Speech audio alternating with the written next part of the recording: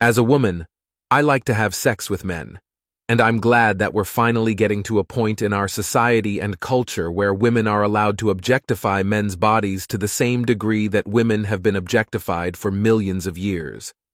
I want to see more hot naked men in the media, and I'm glad we're finally starting to embrace male nudity in films. For now, most of that nudity is in comedy films because there's something funny about a man waving his penis around on camera. But let me tell you this.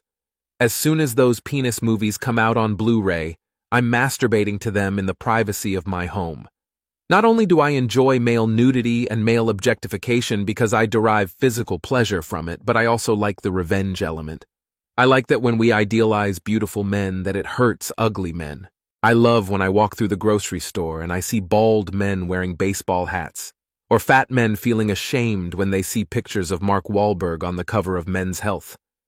I love the look in their eyes when they realize they are disgusting, that women like me won't want to have sex with them, and they have to push those thoughts away as they put their Dunkaroos on the conveyor and commit to at least another week of being an ugly, unfuckable man.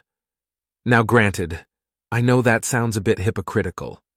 I know it seems like I just want the world to be worse, but really, shaming and hurting men is the only way we're ever going to have true equality. We now know that we're never going to live in a world where everyone is happy, so can't we at least live in a world where everyone is miserable? It's become clear that no matter how much we fight and yell and hashtag, rape culture will just not go away.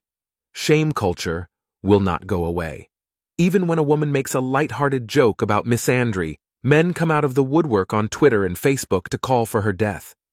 Appealing to these animals' sense of empathy or their intelligence simply doesn't work. That's why we need to give them a taste of their own medicine. We need to let fat men and bald men know that they should basically kill themselves. If you're a fat man, and by that of course I mean any man that doesn't have abs, you should reconsider your masculinity. For too long we've allowed the media to project this image of overweight men as lovable patriarchs, perhaps somewhat dim-witted, but always treated with a certain degree of respect. Fat men are promoted as a realistic ideal. Fat men are seen as good husbands and fathers, rather than what they really are, unhealthy slobs who will never be allowed near a woman like me. You see, these fat guys are not hot.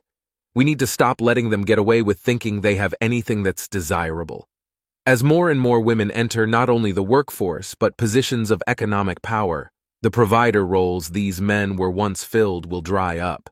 And it's my biggest fear that they will be able to backdoor their way into desirability by pretending as if it was their fatness that was attractive in the first place, and not just their ability to provide a sense of financial and emotional stability. We, as women, in the struggle for gender equality, need to focus less on the head of the snake, as it were, the dominant, bro-y alpha types that commit the most rape, and instead view the patriarchy as a contiguous being.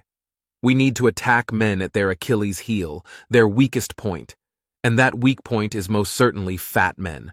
This is a call to all women to stop dating men without abs. Let's make them feel bad about themselves. For equality.